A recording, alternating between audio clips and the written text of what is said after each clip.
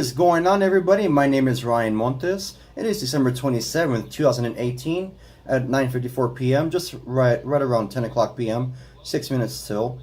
For those who don't know me, my name is Ryan Montes. I am 23 years old and I live in my wonderful hometown of El Paso, Texas, or as Khalid says, the city of the 915, where the girls are pretty and they're down for the vibe, right?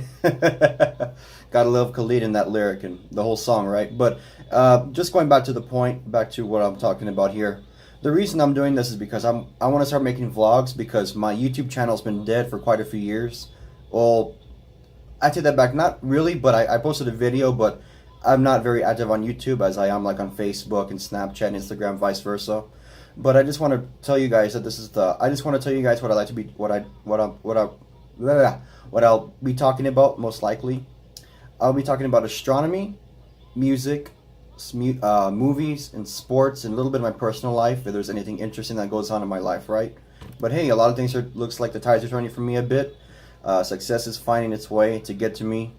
The road's being paved well, so why not share a bit of it with you guys? So with this first vlog, as my pilot and my introduction, I'm going to be speaking about this will be an astronomy vlog, so I'm going to be speaking about what's known as a Christmas comet. Now, before I get directly into the Christmas comet, I'm going to explain to you what a comet is in particular. So let me just put the definition here on the desktop just to make sure I don't get any facts wrong. So as some people know, a comet is a small icy solar system body that when passing close to the sun, it warms and begins to release gases, which is a process, and that's called outgassing. So just like, if you it's almost like a ball of ice. It could either be a very small ball of ice or a massive ball of ice that just gets so close to the sun it either burns out, it burns up, or it just looks so beautiful. With the comet, the tail it forms a tail. You have all the ice and the gas in the back of the nucleus of the comet, so to speak. So that is what a comet is. So now with this comet that I'm going to be speaking to you about, the Christmas comet, hence the name because it's around the holidays. It has a green hue to it.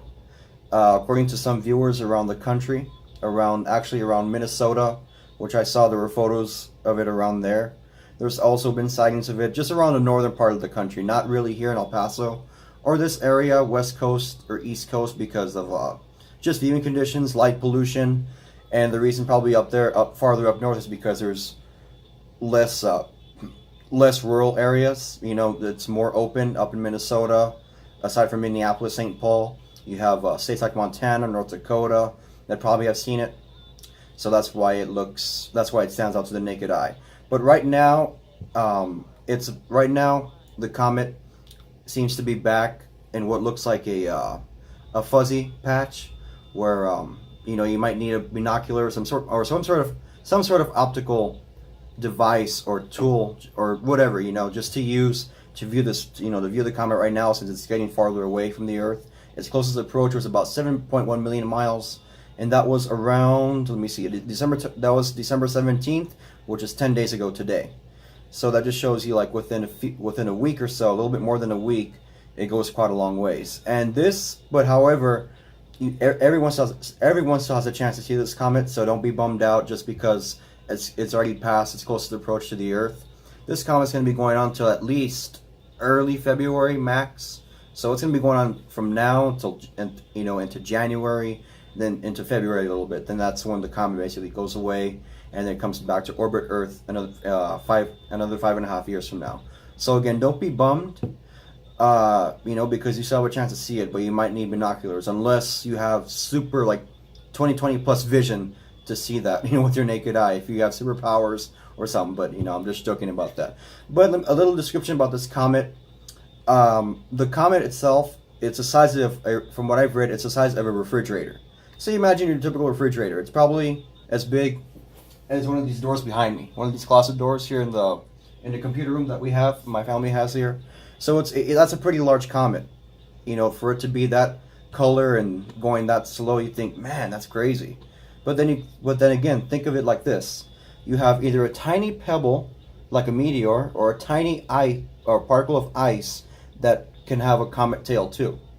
it's just mind-boggling how space works. And that's why I want to do these little vlogs about astronomy, especially because some people have questions about it's not so much supernatural or superstitions, but just about space in general, because sometimes you just wonder, like, how do these things happen? You know, what causes them? How are stars formed the way they are? How do they form? Why are they so bright? Why are they this color? And so on and so forth. And stuff like that just goes all on science. It's all science. You know, astronomy is science. You know, stars are a certain color because of what they're composed of. You know, certain stars like Betelgeuse and Orion, it's a orange star. You know, just the reason it's orange is because of the chemicals it has. All the gases. Same with stars that are white or blue. It just all depends on the gases they have. But, you know, going back to the comet again, it's just the same thing. Whatever the comet has inside of it, the comet in particular, the Christmas comet, has something called cyanogen. I'm sorry if the camera keeps focusing, and I apologize if the camera keeps focusing in and out on me. For some reason, I'm trying to stay as still as possible. Maybe the lighting's messing with it. But I guess this is my first vlog. There will be adjustments. But yeah, with the Christmas comet in particular, it's very unique because in space, there's nothing that's green. Everything's usually like red or purple or blue, depending what you're looking at, especially if it's like a nebula, you know, like a nebula or cluster of stars. Everything is like that color. It's just like a neutral color, not so much of a bright color. And the reason this comet is green is due to the fact it has a lot of cyanogen, if I pronounce that correctly, cyanogen, C-Y-A-N-O-G-E-N. I know I can't actually spell out letters in the air, but you get my point, right? And so that's what makes this comet unique. So if you guys are interested in this comet, feel free to comment either on here on YouTube or yeah, obviously on YouTube. If you want to subscribe to me and message me, go ahead. I'm more than happy to answer any questions about this. You know, this is one of my fortes. As I've been growing up, I've always had an interest in astronomy. You know, probably most likely thanks to my dad and a lot of astronomers that I followed growing up. You know, and a lot of role models in space history, such as Neil Armstrong, the first man on the moon, Galileo, going back centuries ago. You know, the man that invented the telescope. You know, a whole bunch of people have, and Sir Patrick Moore, who passed away a few years ago. He was a famous British astronomer who had his own show called the Sky at Night in England. So that was, you know, a lot of people like that have influenced me to get really into astronomy, you know. And since around this time last year, I took a photojournalism class, and thanks to that class, I've really gotten into I got into a lot of astrophotography, which I'll be talking about as well in my vlogs, and you know, in certain astronomy vlogs as well. I'll be mentioning that astrophotography, how to take photos of this and that. If you guys are, you know, if you guys have been looking to do stuff like that, like I had, until I finally found out and I just fell in love with it. You know, I might not have like the lenses a lot of professionals have, these thousands of dollar lenses where they could take like pinpoint photos of a nebula that fits their whole lens, you know, in color, you know, hoping to get to that point sooner in the future.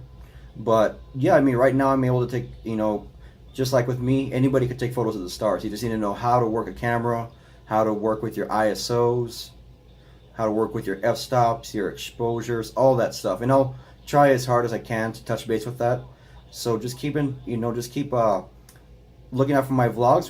Whenever I have time to make one, I'll post it on here, make one on here. So guys, with that being said, I thank you guys for watching. Again, my name is Ryan Montes. This is my pilot vlog, and I hope to make a lot of astronomy vlogs and other vlogs pertaining to subjects that I like to talk about that interest me. Again, I'll go over them in case you didn't catch them. They are astronomy, which I'm doing right now, sports, music / movies, and a little bit of my personal life in case, you know, like I said, anything interesting happens. You know, like I'll be starting a job at the airport as a ramp agent pretty soon for American under GAT. So hopefully I can get to show you guys what it's like, because a lot of people have seemed really interested in the job that I have, and some of them have even asked me maybe to help them apply for it, because I know someone actually asked me about it the day I went to training. So I'll see what I could do there. Guys, again, one more time, have a great night. This is Ryan Montes, or if you want to call me Ryan or Ryan, even though my middle name is Ryan Dean, or Ryan because of my favorite constellation in the whole, well, not the whole world, but the whole universe of all the 88 constellations that we see. Peace.